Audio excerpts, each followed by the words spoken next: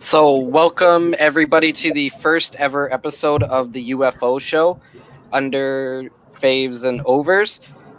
My name is Adam. I'm joined today by Andy from Capspace Wins Cups and Josh from Avid Discussers. And what we're going to do is we're going to try to answer some bets provided by our partners at bet99.com through the Area 51 network. And we're going to focus a little bit on the Euros today. We're going to focus a little bit on baseball, and we're going to focus on basketball. So before we start, if you do have any betting questions about matches that are coming up or games that you want us to talk about, if it's a good bet or not, you can send us a comment through whatever media you're listening to, and we'll try to answer that. So why don't we get started with a little bit of Euro talk with Josh? Yeah, it's been a interesting tournament. We got some good matches tomorrow. We got Sweden, Slovakia, Croatia, Czech Republic, and a marquee one, England, Scotland at Wembley Stadium. So I'm definitely going to be watching the third one for obvious reasons. So, Josh, I was just going to say England, Scotland. Adam and I have been kind of debating this. I like the draw in England, Scotland. I know England's a massive favorite, but I feel like in soccer, it's usually a 1-0 or 2-0 game. What do you think about taking Scotland to draw tomorrow? I'm actually not surprised that you're taking that because, England, known for choking against smaller opponents. Look, remember in the Euros in 2016, heavy favorites against Iceland, lost. Scotland, team, not much to be desired. Their best player is Andy Robertson, who's a left back, actually one of the best left backs in the world. But again, it's football, like any sport, anything can happen. Like a 1-1 draw seems reasonable.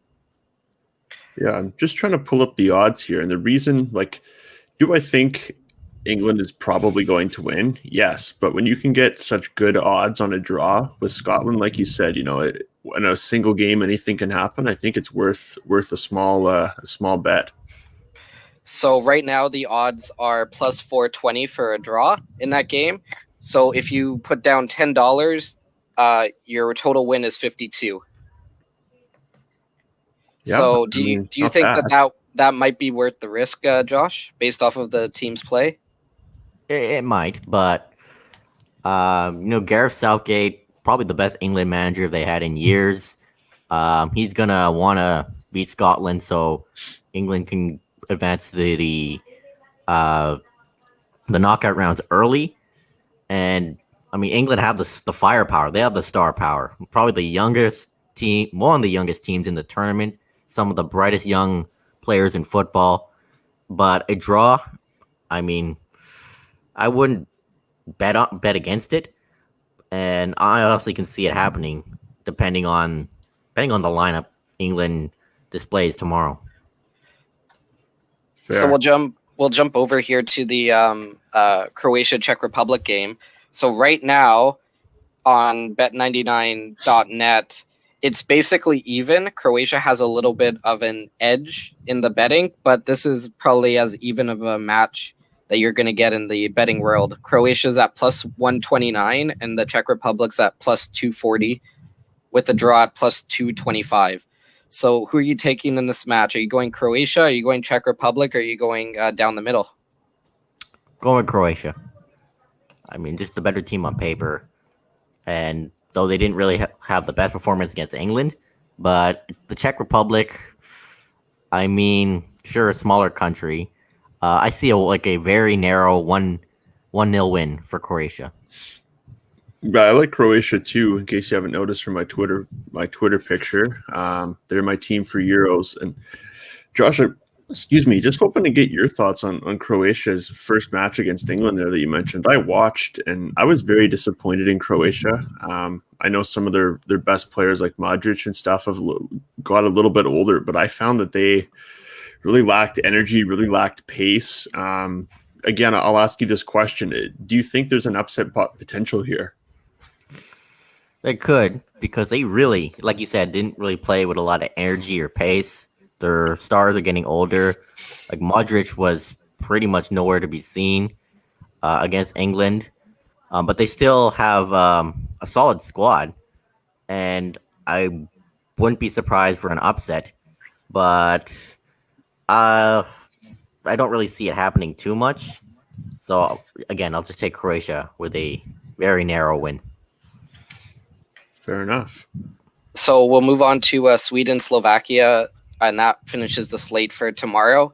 Sweden's at minus 116. Slovakia is at plus 370. So Sweden is a bigger favorite, but they're not out of the park favorites. So what do you think of that match? Do you go with the underdog? Do you go with the favorite, or do you split it down the middle with a draw? I'll go with Sweden. 2-0 win for them. 2-0. Wow, that's a big spread. So you're saying you should take Sweden minus 1.5 goals then? Yeah, why not? Fair enough. So if you take Sweden, as we've talked about, $10 gets you $18.60 on the win, and if you take Croatia, $10 gets you $22.90 on that one. So what we'll do is we'll move on.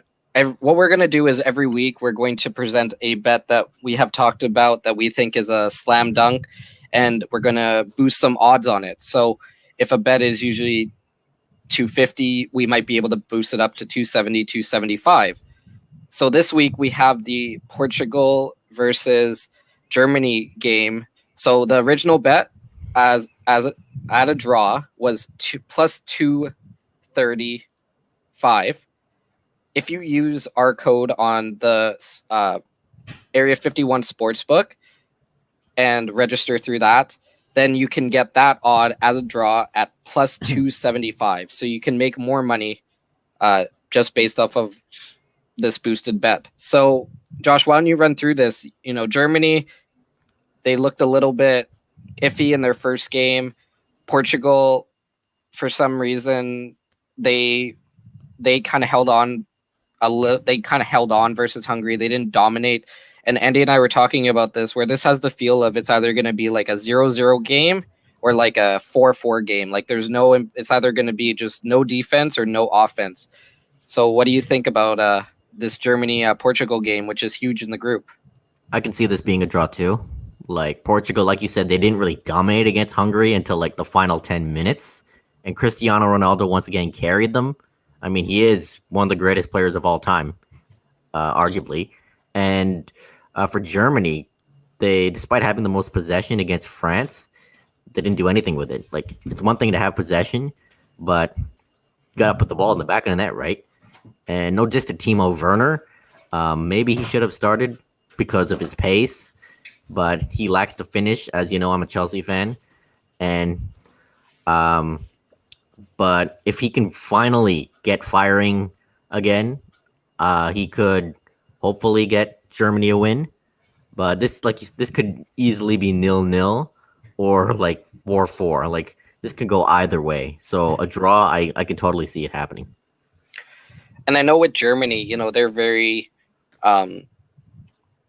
attack mind, like they're very precise with their attack, and they just seemed all over the place. Like, it was a very un-German type of game versus France. I know France is probably the number one team right now, but it was just weird to watch Germany kind of play the way that they did. It was very, like I said, very un-German like. Yeah, France's midfield and their defense just really suffocated them, especially the Conte Pogba midfield of France. Like, there's a reason why they're the favorites to win this whole thing. And though Portugal's midfield it's still pretty good, but it's not like France good. But they really got to find a way to unlock the midfield and unlock the defense and get someone scoring, like whether that's Timo Werner, Thomas Muller, Kai Havertz, like anyone, like just someone get in front of the goal and try to put it in the net. Mm-hmm. I think this game is going to be wide open too. I mean, if you look at their group, it's Portugal, Germany, France, and I think Hungary's the fourth team, right? So you have to think this game is going to go a long way to determining who gets through to the knockout stage between Portugal and Germany. So I don't expect either team to sit back. I don't expect, kind of a conservative match. I really think they're going to be pushing the pace, and this is going to be an exciting game to watch. Definitely. So with that, if you use our code and our boosted odd at plus 275, your win is $37.50. If you put down $10, if you don't use the code, your win is only $33. So it's easy money to go on the website, use the code, and you get those little bit of a boosted odds. So what you're saying here, Adam, is if you just go to the Area 51 Sportsnet website, click on the link, you're going to make another like $5 for free just by doing that. Exactly. Well, that seems like a no-brainer. Very easy. So while we do have you here, Josh, who do you have? Do you have France winning, or yes, I do. Do you have? Oh, you do have France winning. Okay. Well, who do you have in that final then? Oh, that's tough. I actually never really thought about it. There are a lot of like intriguing matchups I want to see. I would go right now France Italy, because that would be an amazing final rematch of the 2006 World Cup. France England would be like the dream final for obvious reasons, and then France Portugal even is a possibility for a final rematch of the last Euros. So I don't know. Anyone could make the final. Any team like Portugal, Germany, Italy, any of those teams, even Spain. Mm-hmm. It's going to be interesting. I think it's kind of hard to predict the final match until you see the who plays who in the quarters and stuff, right? So, right. My question for you, Josh, I'm just trying to find the odds on this here. Who do you think is going to lead the tournament in total goals here? Like who give me a couple names I can put some futures down on for goal scoring. Ooh, goals. Never really thought about this one either. I'm looking at somebody like, is Cristiano Ronaldo a good bet? Yeah, Ronaldo would be a good bet. Someone like Harry Kane of England definitely be a good bet. Can't really think of. What about Lukaku? Lukaku definitely of Belgium. Definitely a good bet. It's like those three I would put my money on. What? Okay. And then my last question for you, Josh, on the goal scoring here. I'm looking at team to score the most goals. So if you think France is gonna win the tournament, I mean, obviously they're gonna have to score some goals to get through. So France at plus 700 is the team to lead the tournament in goals. Is that a good bet? Yeah, it would. Their attack is it's really good. Even though they didn't score their goal against Germany, they got Benzema, Griezmann, Giroud, Mbappe. Like, that is an attack that you love to see. Yeah, I agree. And if you want to check out some of those bets, Bet99 does have some interesting Euro odds right now, whether that be Elon Musk to attend the Euro 2020 final, or even the Queen herself to attend the Euro 2020 final. So if you're into those kind of long shot bets that we kind of see at the Super Bowl, like which Gatorade is poured over the winning coach's head, which color, those Bet99 is definitely the website to go to. Yeah, I agree. I'm eyeing up that Queen to attend the final match. The final match is in Wembley, I believe, right? So in London. I would, in a non-pandemic time, I would assume the Queen would be there. Pandemic time might be a bit harder, but can't imagine, especially if England makes the final, the Queen won't be at that match. What about Elon Musk too? I'm not sure if he's even a football fan, but he's a weird guy, so you never know with him. Yeah, exactly. Now after this, I want to see what are the odds of Mason Mount being the tournament MVP. Because I'm a big Mason Mount fan. They're pretty much the reason why I'm cheering for England. And I'm gonna find out some other crazy Euro bets. Well, there are a ton out there for sure. Check, like we said, check bet99.net for all your odds, all your Euro odds, all your football odds from around the world. So thank you, Josh, for coming on in our first ever episode, talking some footy with us and giving us your expert insight into what to expect in the next couple of days for the Euros. Oh, I wouldn't say expert, but thanks for having me. Yeah, thanks for joining. What we'll do is we're going to run a quick 30-second Bet99 ad here, give you guys some information, and then we'll be on the other side with some baseball and basketball talk.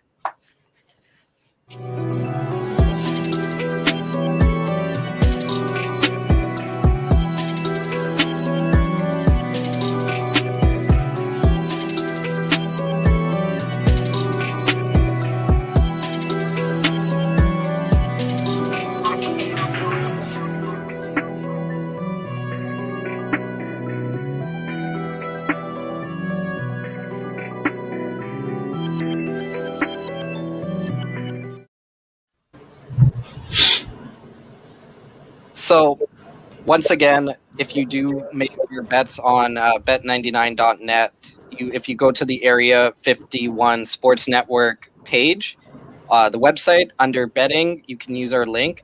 And what they'll do is if you put $600 into the website as an initial deposit, you get $600 added on.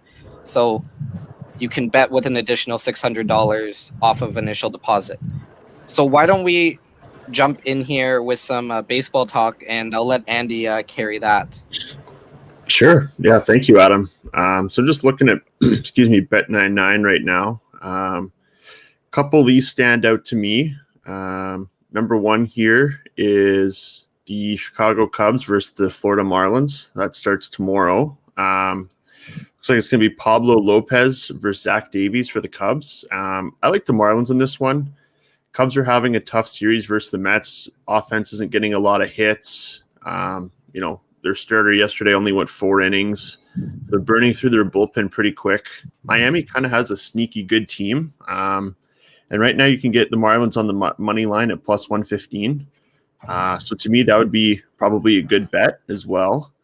And then just going back here, if we look for the Toronto Blue Jays odds for tomorrow, I know we got a lot of Jays fans out here. While I try to find this, Adam, do you have any comment on the Cubs versus Marlins game? Unfortunately, I don't pay attention too much to the Chicago Cubs. I will be interested to see. I heard Trevor Bauer's conversation or plea yesterday about the substance, or the, what do they call it? The sticky stuff. Yeah. I don't know what the proper terminology is, but that's what I've always called it, where they're basically saying you can't use it anymore. And he said that it's going to start eating into the bullpen more. And especially if we start seeing suspensions, that you could see some higher scoring games because pitchers just can't go the distance that they can anymore. You're going to see at the end of the 3-game sets, like you're going to be on pitcher 11, 12, 13. You're going to have more guys going all 3 games, all 4 games. So I'm interested to see what we see around betting with that, if they're going to start upping the over-unders to higher numbers based off of the fact that pitchers are going to be having this, who knows, month-long, maybe time period where they have to get used to this new rule. Absolutely. It's going to be very interesting. It's funny you bring that up because in that Cubs game I was mentioning, Zach Davies think he only throws about 87, 88 on his fastball. He's definitely a changeup curveball guy, which, if you watch a lot of baseball, you need an extra grip. Typically, you're using that sticky substance to help you spin the ball more on your changeup, your curveball, your slider. So it's going to be interesting for Davies. I think this is his first start since MLB made that ruling about the sticky stuff. So be very interesting to see how it affects him, if it affects him at all. I don't know if he was using any substances before, or if he was, how much he's toned it down, or if he went cold turkey. So I do like that bet as well, hitting the over in that game. Moving on to another game here that I like. We have San Francisco Giants at Philadelphia Phillies. I'm looking at the total hits here, under 16.5. I like that bet. The Giants are a decent team. Had a lot of home runs the other night. I think they hit 5. Phillies have some big sluggers, but I just feel like both teams have been kind of, I wouldn't say slumping, but they seem to have this boom bust potential where they either go off for 5, 6, 7 home runs, or they get like 4 hits. So I like the under 16.5 total hits. That pays out at minus 132. And just looking at the spread here, I like the Phillies here plus 1 run. So that pays out at negative 145. I would parlay the Phillies at plus 1 with the Phillies money line. Johnny Cueto's having a tough sort of season and a half or so for the Giants. Again, much like the Giants offense, he either goes deep into games or he gets hit around really early. So I like the Phillies in this game, and I like the under 16.5 on the hits.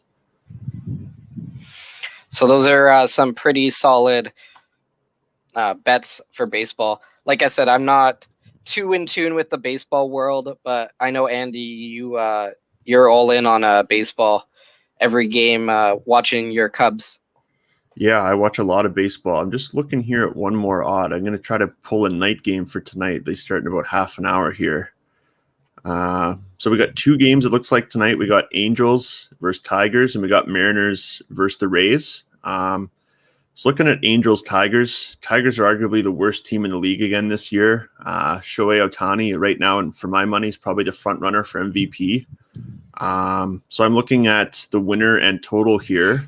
Los Angeles Angels to win and score over 8.5 runs pays out at plus 130. I like that bet a lot. Ohtani has typically been pitching the first half of the game, then playing the outfield the second half of the game, so they don't lose his bat. Those are pretty good odds to take the Angels to win plus the runs. Just looking at the straight money line, Angels just to win the game straight out is minus 222. So not a ton of juice there. So if I were to bet on this game, again, I'd take Angels and over 8.5 runs scored at plus 130. And I would also look here if they have a pitcher strikeout here. Here it is. Oopsie. Sorry about that. And then when I find my props here, I would take Ohtani over on the strikeouts as well. He's been really dominant on the mound, seems to get a lot of swing and miss or soft contact. So I would take the over on his strikeouts as well. Okay, so those are some pretty solid bets when it comes to the world of baseball. I'll transition here to the world of basketball. We got the basketball playoffs coming up, 2 game 6s. So right now the Atlanta Hawks lead Philadelphia 3-2, which is a huge surprise for a lot of people. And Utah falling behind on the Clippers. Now the Clippers are up 3-2. The Bucks are playing the Nets right now, but I'm not going to touch that. If the Bucks win, that goes to game 7. So I'll focus a little bit on the 2 Hawks and the LA Clippers game. So the first one I want to talk about is the Atlanta Hawks and the Philadelphia 76ers. I think Atlanta takes it tomorrow. I'll make that claim right now. So they're at plus 126. So they're not even the favorite to win tomorrow. But just the way that they've been playing, the way that Trae Young has been this offseason or this postseason, I feel like they're gonna pull it out. Philadelphia, they've lost the confidence, I feel like. So plus 126 gets you $22.60 win if you put down $10. And then I also have a player prop bet. So on bet99.net, they have a section where you can make bets on player performance and team wins, and then you get double the odds. So right now, they have an odd of Trae Young to hit 3 plus 3-point field goals and Atlanta to win. Right now, that bet is paying out at plus 254. So $10 gets you $35.40. Now, one of the reasons why I believe that this is a surefire bet is because this series, Trae Young has 3 or more 3-pointers in 3 of the 5 games. They've played 10 games in total, and he has it, and he had 3 plus 3-pointers in 3 of the 5 games the last series and 3 of the 5 games this series. This guy, he's on a mission. Like, he kind of looks a little bit like Luka Doncic right now. Like, he's leading his team. Atlanta is a good team. They do have some pretty good players, but right now it's all about Trae Young. He's the leader of that team. He's good for anywhere between 25 and 40 points a game right now. Like, this is a guy that you don't really want to mess with right now, and Philadelphia is going to be in tough. I know that Philadelphia is the higher seed and Atlanta's the 5th seed, but you're in Atlanta for this game. The crowd's going to be going crazy, and I just think that might be enough to kind of push them over the edge. Yeah, now, I agree. Sorry, Adam, before we go to the next one here, I'm looking at these winning margins, and I see Atlanta to win by 1 to 5 points at plus 420. Is that a solid bet, do you think? A close game or a blowout? I think that